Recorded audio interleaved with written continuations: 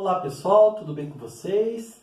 Vamos dar início ao nosso segundo bimestre e nós vamos agora começar a trabalhar com uma nova área da física. Nós vamos começar a trabalhar nesse segundo bimestre com a área da termologia. Então, segundo bimestre, trabalhar com a área chamada termologia. Mas o que é a termologia? Assim como a mecânica, que nós já trabalhamos o ano passado todo e agora nesse primeiro bimestre, a termologia é uma outra grande área da física, ou ramo da física, que estuda os comportamentos térmicos dos corpos, ou seja, estuda a temperatura e calor.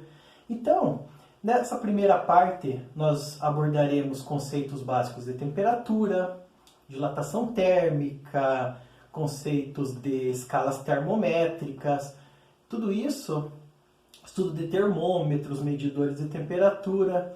E depois, a segunda parte desse bimestre, nós estudaremos conceitos mais específicos de calor.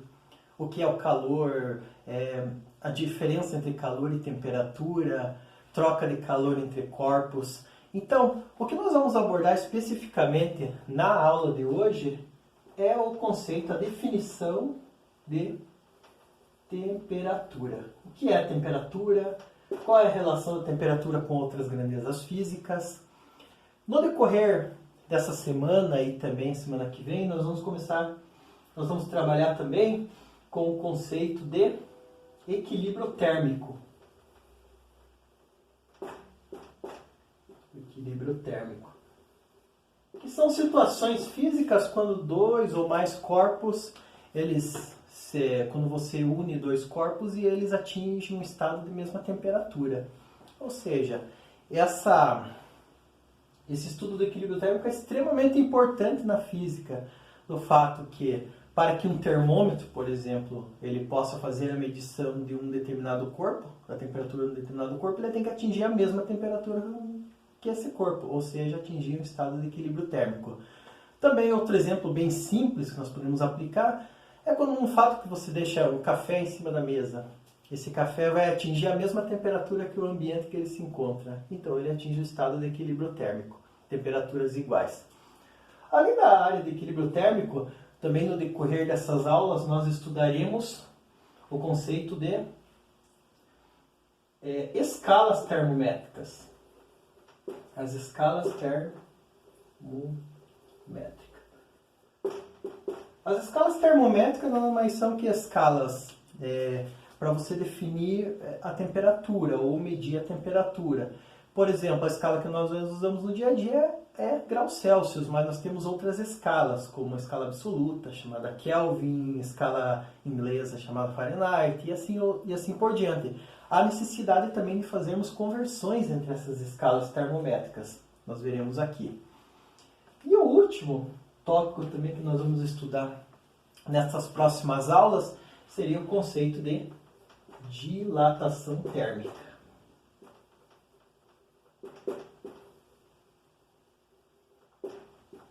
A dilatação térmica nada mais é que um fenômeno físico relacionado ao fato de quando você aumenta a temperatura de um corpo, esse corpo vai se expandir o seu tamanho.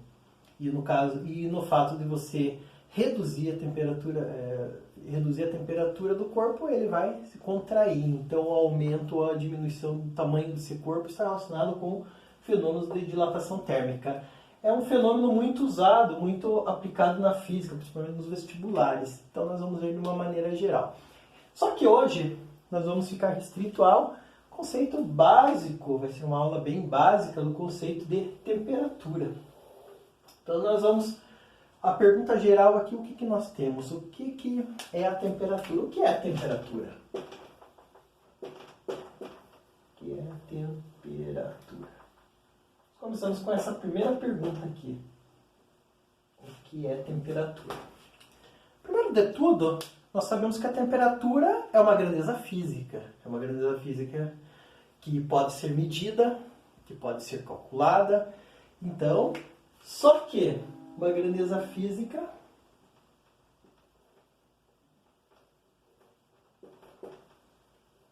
uma grandeza física escalar. Ou seja, a temperatura é uma grandeza física escalar, ela é definida por um valor, por um número seguido da unidade, simplesmente. Ou seja, você define a temperatura apenas por um número seguido da unidade. E não possui direção e nem sentido. Diferente de uma grandeza vetorial, que possui módulo, direção e sentido. Então, a primeira definição mais básica que nós podemos fazer sobre temperatura é que ela é uma grandeza escalar. O segundo fato agora é o que é a temperatura em termos de definição física. Temperatura nada mais é que o grau de agitação das partículas que compõem a matéria. Em outras palavras, quanto maior for a temperatura de um corpo, maior vai ser o grau de agitação dessas partículas. Nós vamos notar que existem partículas que estão abaixo da temperatura, elas também possuem um grau de agitação. Só que esse grau de agitação é muito menor que o grau de agitação de partículas, por exemplo, de corpos que estão a alta temperatura.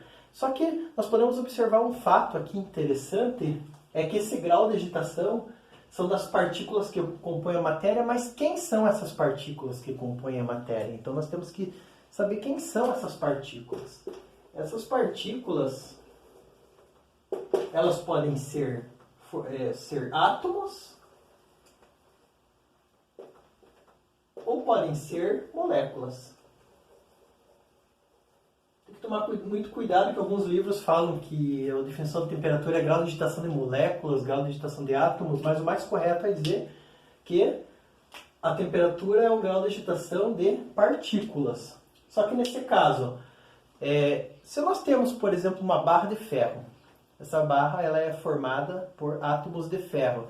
Então, quanto maior for a temperatura, você está definindo que maior é o grau de agitação dos átomos que compõem essa amostra de ferro.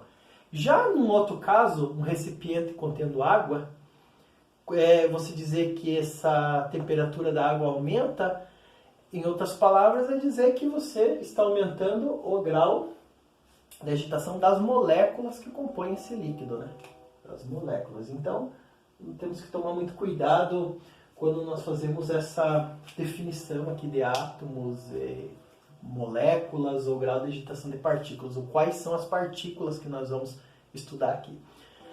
Nós temos então dois conceitos iniciais de temperatura, que é uma grandeza física, ela está definida como o grau de agitação das partículas, e o terceiro ponto muito importante aqui, que é a unidade de temperatura no SI, no Sistema Internacional, é Kelvin. A unidade é Kelvin, dado por uma letra K maiúscula, tá? Muito cuidado, muita gente já diz graus Kelvin, então não é, o correto é Kelvin, tá? Mas por que a temperatura no Sistema Internacional não é graus Celsius e sim Kelvin? Por mais que nós usemos a escala Celsius no dia a dia, ela não é uma escala absoluta. O que isso quer dizer? Que a escala Celsius ela permite valores negativos, valores abaixo de zero. Já a temperatura Kelvin, ela está relacionada diretamente ao grau de agitação dessas partículas. Ou seja, se você conseguisse chegar num valor de 0 Kelvin, em outras palavras seria, as partículas estariam totalmente em repouso, não teriam nenhuma agitação, teriam agitação zero. Na verdade, isso é impossível, não é possível acontecer na física, ou seja, vai violar algumas leis da termodinâmica. Então você consegue chegar, se você começar a baixar a temperatura de um corpo, você vai conseguir chegar muito próximo ao zero absoluto, vai chegar a 0,0001 Kelvin, mas você nunca vai conseguir chegar a zero Kelvin, porque você necessitaria uma energia infinita para conseguir retirar o calor desse corpo. Mas já a escala Kelvin, então ela é uma escala uma escala física. Já nós vamos ver nos assuntos futuros que a escala Celsius ela é definida já com uma escala com um fator histórico, que foi definida 0 graus Celsius para temperatura do gelo, ponto de gelo, e 100 graus Celsius, ponto de vapor da água. É uma escala relativa. Já a escala Kelvin é uma escala que vai relacionar diretamente com o grau de agitação. Por isso que ela é usada no sistema internacional. Dando sequência aqui, eu recomendo que vocês, à medida que eu vou mostrando aqui esses tópicos, vocês vão acompanhando com a apostila de vocês lá. Essa parte aqui nós estamos abordando ali na página 5. Essas primeiras definições aqui estão localizadas na página 5, se vocês quiserem acompanhar. Observando aqui na página 5, tem duas figuras aqui muito interessantes. A primeira figura, que vocês podem observar aí na apostila de vocês, ele está mostrando dois fatos. Quando você vai aquecer uma amostra de um gás. A primeira figura vai falar do aquecimento de uma amostra de um gás. O que vai acontecer? Antes de aquecer essa amostra, ele está mostrando ali, essas partículas têm um grau de agitação pequeno. Estão sendo mostradas em roxo, em azul. E ele mostra em laranja quando você começa a aquecer esse gás, esse grau de agitação aumenta, ou seja, a velocidade média dessas partículas é maior do que o estado anterior, antes de ser aquecido. Então, esse primeiro caso é o estudo do grau de agitação das moléculas de um gás, ou dos átomos contidos em um gás. Depois, a segunda figura ao lado, ela mostra a mesma situação do grau de agitação de moléculas ou de átomos de um sólido. Quando você aquece um sólido, o que vai acontecer? Diferente das moléculas, que elas vão ter uma liberdade muito maior de se movimentar ao longo de todo o recipiente, no sólido o que vai acontecer? Essas moléculas, essas partículas, elas vão, com uma temperatura menor, elas vão ter uma agitação menor, só que elas vão vibrar em torno de uma posição de equilíbrio, elas não têm tanto grau de liberdade para se movimentar ao longo de todo o material. Quando vocês aumentarem a temperatura, aquecerem esse sólido, vai aumentar o grau de agitação ou a vibração dessas partículas, fazendo com que seja maior. Então, de uma maneira resumida, a temperatura ela vai sempre aumentar, causar maior grau de agitação, vai aumentar mais o grau de agitação dessas partículas e, consequentemente, nós teremos aqui uma energia interna maior desse corpo. Esse corpo, quando ele adquire uma energia interna maior, em outras palavras, nós estamos, quando começamos a aquecer esse corpo, estamos colocando energia para dentro desse corpo. Ou seja, a temperatura vai haver uma relação entre a temperatura e o aumento da energia interna do corpo. Nós vamos ver esse assunto no decorrer aqui nos exercícios. Agora, se vocês olharem ali na apostila, na página 6, tem um texto muito interessante que ele vai falar o papel do meteorologista. O meteorologista ele vai trabalhar em várias áreas. Uma delas é na parte de clima. E essa parte do clima, da temperatura, essa pessoa tem que ter um conhecimento muito grande, tanto de física, estatística, matemática, geografia e outros fatores, porque tudo estará relacionado. Ou seja, para alguém fazer uma previsão do tempo, para prever que amanhã vai ter sol, chuva, ou a temperatura máxima ou mínima, existem diversos fatores que você vai ter que adotar, colocar esses fatores dentro de um programa, dentro de um computador, e esse computador vai processar todos esses fatores para você prever esse tempo aí, ou o que vai acontecer com o clima no decorrer da semana, por exemplo. Então, é interessante fazer uma leitura da página 6 do texto sobre o papel do meteorologista. Dando sequência aqui no nosso conteúdo, nós vamos agora, eu vou mostrar para vocês, antes de começar a resolver exercícios, eu vou deixar indicado para vocês no link aqui desse vídeo, um a simulação que eu tinha comentado com vocês lá, que eu tentei abrir lá pelo FET e não rodou a internet durante a videoaula, videochamada. Então, que vocês entram lá no Google, vocês vão entrar lá no Google, eu deixei o link, eu vou deixar o link indicado. No Google vocês vão digitar a palavra FET, P-H-E-T. A primeira página que vai aparecer, vocês vão selecionar o link Física. Daí dentro da área de Física, vocês vão identificar lá a sub-área de calor e termologia. Calor e termologia. Nessa área de calor e termologia vocês vão encontrar um vídeo, que ele vai fazer uma simulação básica de moléculas, o comportamento de moléculas, de átomos, quando é submetido à variação da temperatura. Então vocês vão observar bem esse grau de agitação dessas moléculas, ou desses átomos. Lá na simulação, vocês vão poder observar que existe um recipiente contendo inúmeras moléculas, ou átomos. E essas moléculas elas se encontram com uma temperatura, vamos dizer, uma temperatura T1. Vai ter até um termômetro colocado lá no recipiente para medir para quantificar essa temperatura. Outra coisa, nós vamos observar também que essas partículas estarão com um movimento aleatório, cada uma seguindo uma direção em um sentido aleatório. Inclusive uma chocando-se contra a outra, contra outras partículas, algumas partículas se chocando nas paredes do recipiente. Só que o interessante é observar que cada uma delas possui uma velocidade. Só que o conceito de temperatura não é estudar a velocidade de uma partícula, mas nós vamos estudar uma velocidade média, somar a velocidade de todas as partículas e dividir pelo número de partículas, ou seja, calcular uma velocidade média. Aí é a partir dessa velocidade média que nós podemos estimar a temperatura.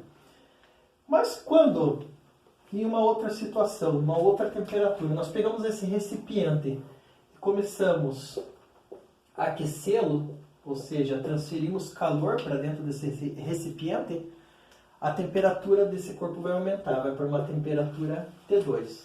Em outras palavras, aqui nós temos que T1 é menor que T2. Então, eu aumentei a temperatura aquecendo esse recipiente. O que vai acontecer com a velocidade dessas partículas?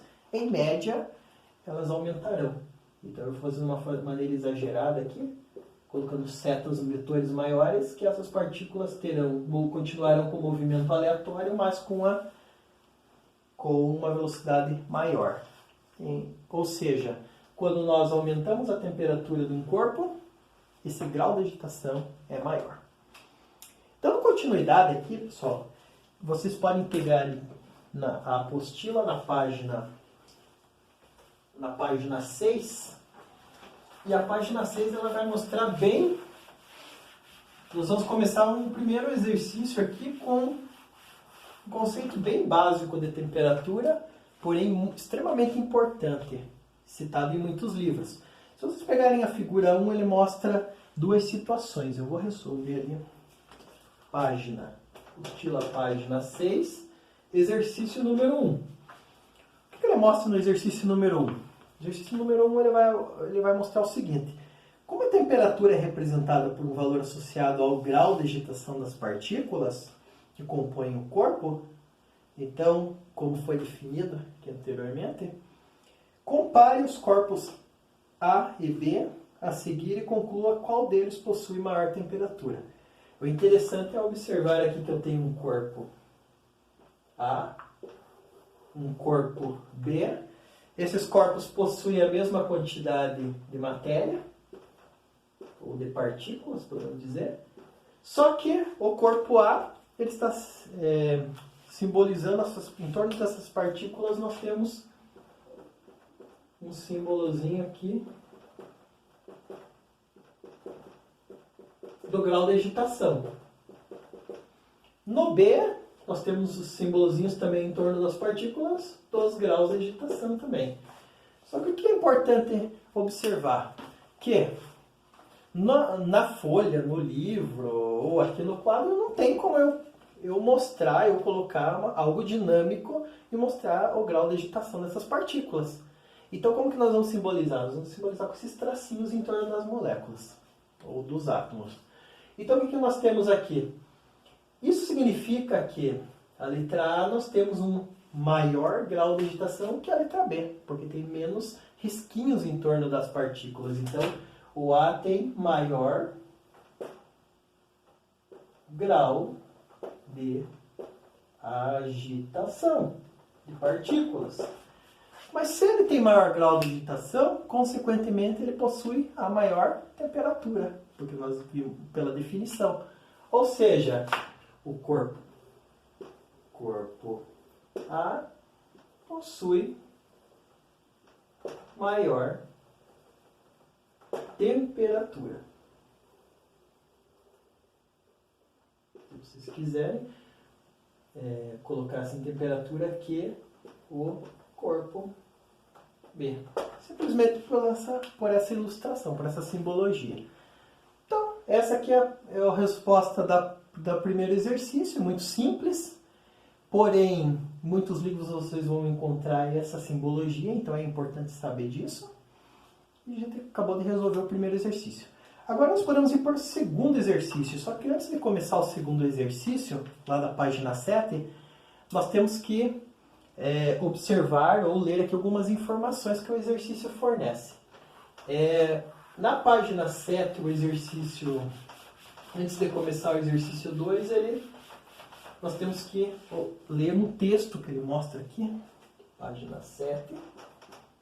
Vai mostrar um texto, ele vai colocar as informações a seguir, bem no comecinho da página 7 lá, as informações a seguir referem-se às questões 2 a 4. Então, para responder a questão de 2 até a questão 4, nós temos que ter essas primeiras informações.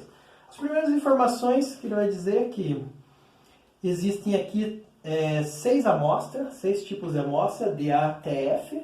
Essas amostras são amostras gasosas, são representadas por bolinhas. E essas amostras aqui, elas têm algumas características em comum. Elas vão possuir algumas características em comum. Antes de falar delas propriamente dita, nós vamos começar ali a analisar algumas informações importantes. No quadrinho ali em laranja, ele vai mostrar 3 informações primordiais, informações importantes para poder resolver os exercícios. A primeira informação que nós temos, que ele mostra, é que para as aplicações usuais, vou colocar de uma maneira resumida aqui, a energia interna U de um gás equivale à soma das energias cinéticas de todas as partículas da amostra. Ou seja, ele define aqui a energia interna.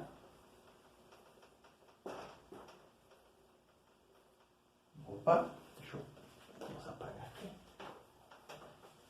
Ele define a energia interna. Como eu falei, essa energia interna está relacionada à energia que você vai colocando, transferindo calor para dentro do corpo, ele vai aumentando essa energia interna, ou seja, distribuída entre as moléculas. Essa energia interna que nós vamos chamar de U. Essa energia interna U. Essa energia está relacionada com a soma das energias cinéticas de todas as partículas da amostra. Então, energia interna vou colocar um símbolo de somatória aqui. É a soma da energia cinética de todas as amostras. Ou seja, se você tiver 1 bilhão de amostras, você vai somar 1 bilhão de partículas, você vai somar, para calcular a energia interna, você tem que somar a energia cinética de todas essas 1 bilhão de partículas. É complicado fazer isso. É por isso que nós usamos estatística para calcular, para fazer medidas de temperatura. Nós não vamos calcular a energia cinética de cada partícula. Lembrando que a energia cinética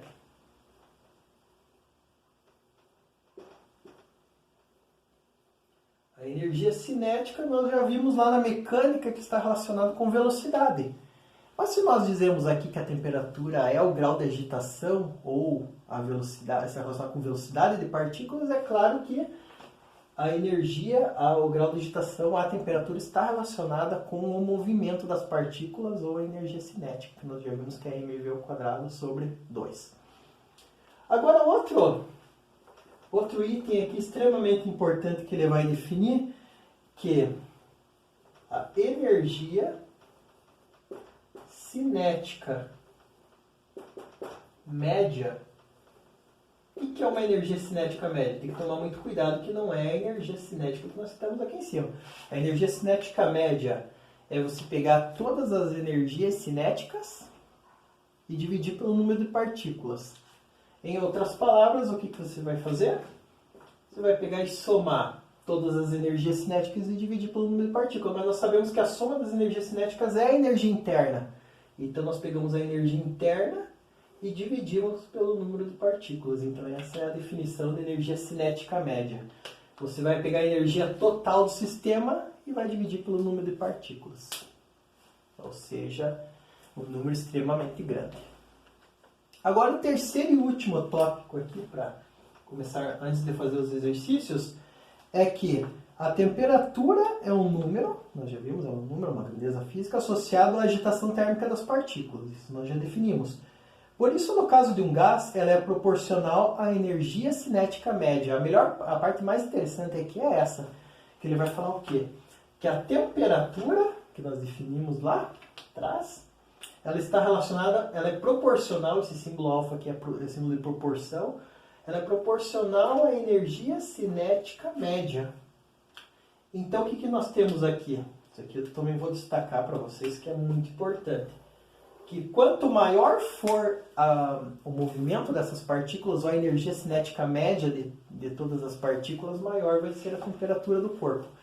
Então aqui, como diz aquele ditado, uma andorinha não faz verão, aqui uma partícula não vai aumentar a temperatura. Você vai precisar de todas as partículas, em média, aumentar o seu grau de agitação para que a temperatura aumente. Se uma partícula só aumentar o grau de agitação dela, no meio de milhões de partículas, ela não vai influenciar no aumento de temperatura. Então, o que nós temos? Nós temos esses três tópicos aqui. Nós vamos usar ele muito aqui para resolver os exercícios. Agora, o próximo, ele vai mostrar, são as amostras gasosas. Uma amostra A, B, C, D, E e F, aqui, como mostra na apostila. Todas essas amostras gasosas. Só que vocês devem ter notado que abaixo dessas amostras gasosas existe um número embaixo de cada partícula. Anotem lá, esse número que aparece embaixo de cada partícula é a energia cinética da partícula, certo? Então vamos lá. Eu vou pegar como exemplo, vamos começar a resolver o número 2, a gente já identifica esse número de partículas. Agora vamos pegar o primeiro exemplo, primeiro exercício. Ou melhor, vamos pegar aqui esse exercício 2 e pegar o gás A. O primeiro gás a ser estudado. Gás A. Eu vou escrever ele aqui. Vamos pegar esse gás A. Ele possui uma bolinha, uma partícula com 2 embaixo. Outra bolinha com 4. Outra bolinha 1 e a quarta bolinha 3. O livro explica que esse número abaixo da bolinha, como eu falei, é a energia cinética. Energia cinética. É a energia cinética daquela partícula. Então, cada partícula ela pode ter diferentes energias cinéticas.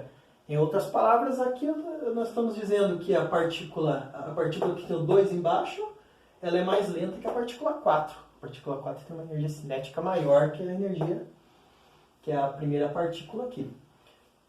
Vocês podem ter observado que ele só mostra um número, mas não coloca unidade. Porque o exercício também cita que a unidade de energia aqui é uma unidade arbitrária. Nós podemos dizer que essas energias aqui estão em joules ou em qualquer outra unidade. Então, por isso, nós não vamos nos ater aqui nas unidades físicas e apenas nos valores aqui de intensidades de energia, podemos dizer. Então, a primeira coisa aqui que nós podemos fazer é definir, vou pegar aqui uma outra canetinha, nós podemos definir qual é a energia interna das partículas do gás A. Como que nós vamos definir a energia interna dessa partícula? Vamos recorrer aqui ao primeiro tópico. O primeiro tópico nos fala que a energia... Como que nós calculamos a energia interna da partícula? É só somar todas as energias cinéticas. No primeiro caso aqui eu vou fazer mais detalhado e depois a gente pode fazer mais direto. Então aqui o que nós vamos fazer? Para calcular a energia interna nós vamos somar a energia da primeira partícula com a segunda e assim por diante. 2 mais 4 mais 1 mais 3. Então nós temos aqui, né, a energia interna dessa partícula é 10. Poderia ser 10 joules ou qualquer outra unidade de energia. Então nós temos aqui primeiramente que a energia interna desse gás A é 10.